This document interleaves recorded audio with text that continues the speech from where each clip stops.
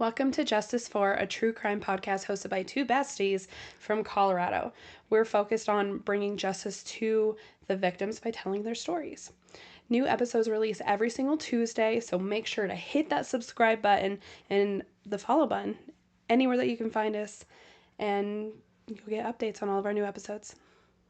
Just a warning, this podcast does contain adult language and adult themes, such as assault and abuse of varying forms, so please listen and watch with discretion.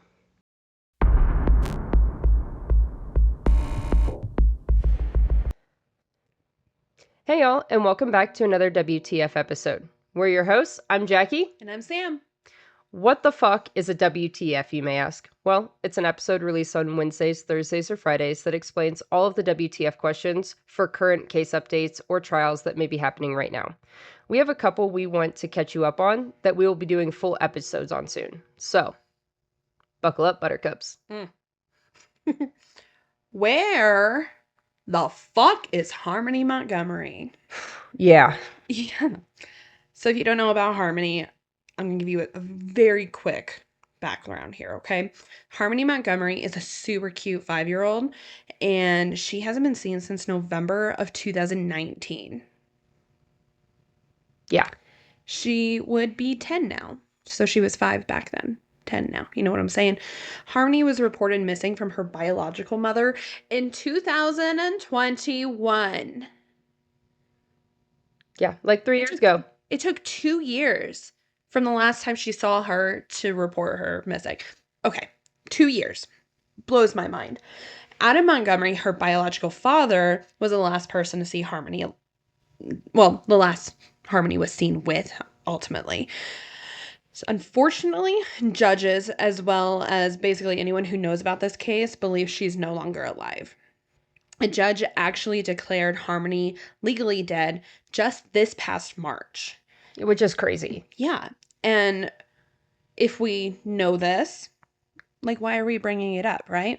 Well, Adam was just sentenced on May 8th for her murder. I don't want to go too deep into Harmony's story because we really want to do a full deep dive episode on her pretty shortly here, hopefully. Yeah, hopefully within the next couple months. Probably like in July. I think we should have an episode coming up on Harmony. Yeah. But her story just weighs so heavily on our hearts. Like, before we even started this podcast, this was the one where, like, we have to talk about her. Oh my gosh, I tell everybody about Harmony. Her story, the first time I heard it, I have never been able to stop thinking about it. Absolutely. And with Adam getting sentenced recently, we just really wanted to, like, introduce you guys to the story and just give you a little insight on it. And because it's a very brief, happy moment that we have in her story. Yeah, and absolutely. There's not many of those. There's not, absolutely. So Adam had a 2-week trial, and there was, like, multiple people being eyewitnesses to the abuse that he was putting Harmony through. One of them was his wife at the time, Harmony's stepmom, and she actually claims that she witnessed the murder and the disposal of her body. Unfortunately, as of this recording, though, her body has never been found. And when we say that she witnessed the disposal of her body, you're like, well, why doesn't she just tell us where it is? You will understand after our in-depth case that doesn't necessarily mean where her final disposal and where she was. Correct. The little weasel, Adam, was trying to pull some sneaky shit into getting out of court, like being in court in person for his sentencing. The judge forced him to be there, mostly because he didn't show up to a single day of trial. I'm not surprised. He was there for the very first day of jury selection and then was never there again for any of it. Don't they have a choice to not be at trial? I think so. Yeah. Regardless, the judge forced him to be there for his sentencing. As he should. Absolutely. So here's what he was charged with, all right? Adam was charged with second-degree murder, second-degree assault, witness tampering, abuse of a corpse, and falsifying evidence. He was sentenced to 45 years to life in prison for the murder of Harmony. 3.5 years 3.5 to 7 years in prison on the falsifying evidence and tampering with a witness charge, and 4 to 8 years in prison on the assault charge, all of which will be served consecutively to the other charges. A sentence of 12 months in jail on the abuse of a corpse charge was completely suspended. And I think it's because they haven't found her. That makes me mad, but at the same time, it's fine. We have enough other charges. Agreed. However, even though it was suspended, there is an order in place that he is not allowed to contact the families of Harmony's biological mother, her foster parents, or the adoptive family of her brother, which is his other kid. He is serving 2 consecutive prison sentences of 15 to 30 years on unrelated weapons charges on top of it, and the new sentences will be served consecutively to those weapon charges. So, well, I'm glad that we have the weapons charges, because before that, we're getting out eventually, but with those weapons charges, he'll be over 100 years. Absolutely. And so he'll be fine. Yeah. So what gets me, though, is he continues to maintain his innocence on the murder charge. And when you guys hear her full episode, you will understand just how outrageous that is and why that makes our blood boil the way that it does. Because I have never heard another case like Harmony's and what happened. Like, you couldn't. I don't even think TV shows make up what he did. Absolutely not.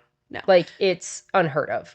However, so he's maintaining his innocence on this. However, he has admitted to abuse of the corpse and falsifying evidence charges. So he's definitely admitting, yeah, she's dead. I didn't kill her. I fucked around with her corpse, but she ain't dead. But I didn't kill her. Yeah. You know? So I just swear, every time I think about this man, my eyes roll so hard that I completely mess up my eyesight and have to go to an optometrist to get a new prescription for my glasses. Every time. This man he's infuriating.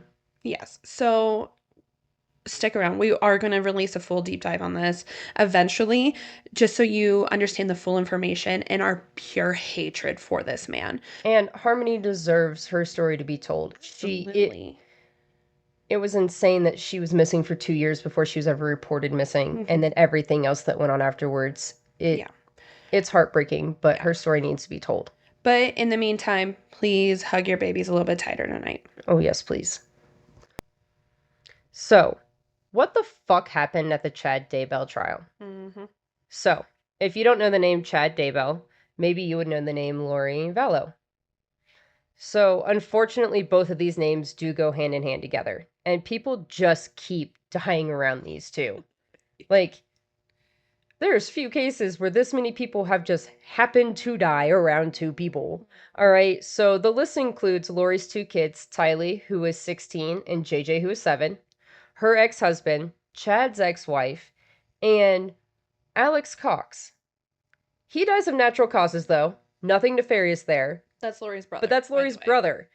So, and he is involved in different capacities to this. And let me just tell you, this case, I don't ever care to do a full episode on him or on Lori. It is just so much. It was drug out for so long, and it was so publicized that so many people know about it. But his trial just happened. It sure did. And Lori's part of her trial happened. Another part of hers is coming up. So we have to talk about them. Just a little bit. Just a little bit. So, who's Chad Daybell? Well, this man is a piece of work. He is believed that he was the leader of a doomsday cult. He was also Lori's husband. And the psycho who was Lori, she was just convicted, sentenced for 2 counts of murder in the first degree for her own kids, and 3 counts of conspiracy for her children and Chad's ex-wife. And she'll be having another trial regarding the murder of her ex-husband on July 5th. So she's she's just a wonderful little human. Mother of the Year award. Ooh. Family member of the year. Everyone loves her at the cookout. So, but back to Chad. Not my cookout. Well, no. I'm just saying, like, the family reunions. Yeah. You know, she's the family favorite. Right. Yeah. Right. Okay. But Chad. Back to Chad. Chad. Chad. Oh, Chad. First of all, his name's Chad. Like, that's the biggest red flag. His name is Chad. Okay, so he is actually the one who killed Tylee and JJ, his stepkids, Lori's biological children, and his ex-wife. He also buried the children on his property in what he called the pet cemetery. Um, and he denied he buried them there and then was like, I didn't do anything, but they were found on his property, and his kids were like, it's a setup. I'm pretty sure. Wasn't this before his ex-wife died also? It's somewhere in all of that. It's so confusing. There's so much, but he messaged someone and was like, oh, killed a raccoon or something. Yes. And he was like, I'm going to bury it in the pet cemetery. Just so, like, he had, like, evidence, burying like, making holes and shit. How sick. It was... The best news, though, is that he was finally charged and sentenced, and he has officially been sentenced to death for the 3 murders, which is wild. Yes. Because the death penalty is not really... Yeah. It's hard to put on the table anymore because jurors are okay convicting somebody and putting them in jail for life, but they're not okay with sentencing someone to life. It is like to death. Like they're not rare for the death sentence to actually be on the table and go through often anymore. Most states have completely abolished it. So I'm genuinely surprised about this. Like with Letitia, she got grandfathered into the death penalty being usable for her because when her crime was committed, but ultimately they decided not to put it on the table because they just wanted the conviction and they thought that it would have lesser chances with the death penalty. Completely abolished it. Yeah. Just right before 2020. Like the very beginning. Not even then. I think it was like the beginning of 23. Maybe it was 22. It was something like that. It was like right before her trial. Just recently happened. But yes, so he got the death penalty and totally deserving of it. Absolutely. Like they killed her kids and then hopped on a plane and moved to Hawaii. And were living their little life and getting married and doing all of this. And, like, it's just absolutely disgusting. There's so many layers to this. There's so many murders. There's so many investigations. There's Alex, her brother, helping, whether he actually helped kill Tylee and JJ, whether he helped bury them, whether he was doing the bidding, whether he was part of the ex-wife's murder. Like, there's so much about him. It is so confusing. And it's so confusing, which is why I don't ever really care to do a deep dive on this episode or on this case at all. But do you know who loves this case? Annie Elise over on Serialously / 10 to Life. So 10 to Life is her YouTube. Serialously is her podcast. This bitch lives for Lori and Chad. We're not calling you a bitch. That's a term of endearment for you, love. Yes. I promise you we love you. Yes, we love you so much. But you love this case, and you have given us so much good info. We have followed everything you've put out, which is how we know everything on this. True. So please head over to her channel and listen to everything about Chad and Lori because she really fully dives like 1.5 hour long episodes on them, and it's awesome. They also had part of their team at the case. Oh yes, they're doing weekly trial updates. And she's also the one who's doing the live coverage of the Karen Reed trial, which is a case that I will also not touch with a 10-foot pole because that case is so complicated and so many stories and so many things, and that's on trial, but we'll update you guys on that. Yeah. Head over to her and find all the things because she's real passionate about her too. Yes. There's also, just to touch on it, there's also a Netflix documentary about Lori Vallow as well. Yes. Called The Sins of Her Mother. I watched it. I watched it as well. And I feel so bad for her older son. Oh my God, so bad. Was basically like leading the documentary. He was the one from the very beginning who was like, they're missing because it was JJ first, right? It was Tylee first. Tylee first. And he was like, Tylee is missing. Tylee's gotten like, no one has heard. And then after that, he was like, now JJ. Yeah. So yeah, he very much was a big help. But if you're just like, no, please cover this, let us know.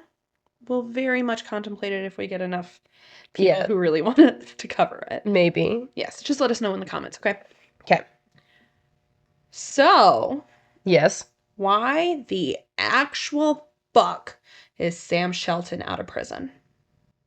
Yeah, I have no idea why. He's out of prison. Like, the fuck. Okay. So I know you're just like, who the fuck is Sam Shelton? Let me tell you. Okay, there's a lot that goes into this case also. I personally really want to do a deep dive on it, Oh, we but will. we have to We on have this to. one. Hopefully you know the name Ashley Reeves, because this is the victim in the case, and she did not deserve what she got at all. But I could not let him getting out on parole like get away from me. So I just wanted to give you a quick rundown on the case and discuss what's going on. So, quick rundown. Ashley was a junior in high school. She loved basketball. She had a very bright future ahead of her and was like planning on going to college. She had a good boyfriend, great friends, all this stuff. Sam Shelton was a PE teacher at a rival high school. Weird. Yeah. Yeah. One day she doesn't return home and her parents like instantly knew something was wrong because she never just doesn't come home. Yeah. So they called the cops. They filed a missing persons report. They contacted all of her friends, all or like her boyfriend, everything. No luck. Nothing. They ended up actually getting a copy of her phone records from whatever phone company she had and noticed there that she was speaking to like one specific number like very, very frequently. So I hope you can guess who that is. Let me guess. Is it Sam, the rival PE teacher? A good old Sammy boy. All right. Yeah. He was actually brought in for questioning, and after 12 hours of questioning and like many different stories from this man, he finally admitted to having sexual relations with Ashley. I have to put this in here. So he was like, we definitely have had sex, but we've never kissed. I know. What the fuck? I know. So he admits What a weird statement to add. he kept mentioning it over and over again. Like, my guy, I'm pretty sure sex is still worse than kissing. Yeah, 17 that's such a weird. Okay. Yeah, I don't Weird know. weird fact to add. Absolutely. So he admitted to having sexual relations with her and then also murdering her. He even actually took the police to the place where he said he left her body. They searched for almost 40 minutes and finally found her. They were expecting the absolute worst. However, when they found her, they started to like look her over, and then all you could hear someone yelling in the middle of these woods was, "Oh my God, she's breathing."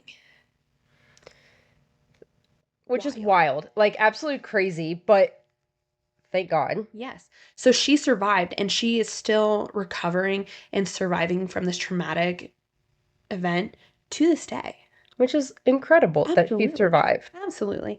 Sam was arrested and pleaded guilty to first-degree attempted murder and was sentenced to 20 years back in 2007. However, he was just granted parole and released on April 22nd of this year. I don't understand how he got granted parole, let alone early. Yeah. Like, I'm sorry, he admitted to um, sleeping with an underage teen, strangling her, killing her, leaving her body in the middle of nowhere, and we're just get 20 years because she didn't die. Pretty much. And we think that he's just not going to do this again after being locked up for 20 years. Okay. However, at the time of this recording, yet again, we could not find any information on what he is currently doing. Like what he's doing right this minute. Yeah. Again, I personally can't wait to do a full episode on this one because one, I absolutely love stories of people surviving. I do as well. Yes. One of my absolute favorites. Yes. Is one that we will be bringing up later, but an 8-year-old who survived, and she is my most, oh my gosh, her story is so incredible. Yeah. I can't wait. And two, there are just like so many twists and turns about like all of this. It just makes it so unbelievable. It does. I do remember vaguely when when her case came around and everything like that, and had forgotten about it until you brought it up recently. But with him getting out, we had to bring her up to you guys because it's absolutely insane. And we will do a bigger episode on her because it is a crazy story. And she survived. Absolutely. We have very few where they are survivors. It's true. Not in this world. in the true crime world. No. So, wow, this was a lot for an update. We gave you guys 3 new cases, some of which are starting to have their ends to them, and we did find a bit of justice, but we need to continue the justice with getting the story out so these things don't happen to other people. We hope that you enjoyed today's WTF episode. We know it was a bit infuriating. Yeah. We feel the same way, so don't worry. But please let us know all of your feelings on the Facebook page discussion posts. Those have really been heating up lately. And yeah, it's been fun. We love to hear from all of you guys. So we will be back with you next Tuesday with another deep dive episode. And please don't forget to follow, like, and subscribe to our channel and pages. It really, really, really does help get us up there in numbers and be able to do more stuff for you guys. And also, you can send us any cases you want to cover and leave us a review while you're at it. Please. Please, please, please. We love reading them. Maybe we're going to read a few of them out loud because they've been like so sweet and super awesome. We have a group chat, obviously, but like most of the time we wait till we're in person. We're like, did you guys read this one? And we read them out loud to each other. We're silly. We're silly little gooses like that. Yes, we We're are. a little pond over here. Yes. It's fun. So thank you guys for all the love. If you or someone you know has been a victim of sexual abuse, you can text STRENGTH to the crisis text line at 741-741 to be connected to a certified crisis counselor. Also, if you suspect child abuse, you can call the Child Help National Child Abuse Hotline at 1-800-4, the letter A and child, or 1-800-422-4453, or go to childhelp.org. All calls are toll-free and confidential, and the hotline is available 24/7 in more than 170 languages. That's awesome. It is. All the resources. Absolutely. Well, thank you guys so much. Please be safe out there. We love you. Bye. Okay, bye.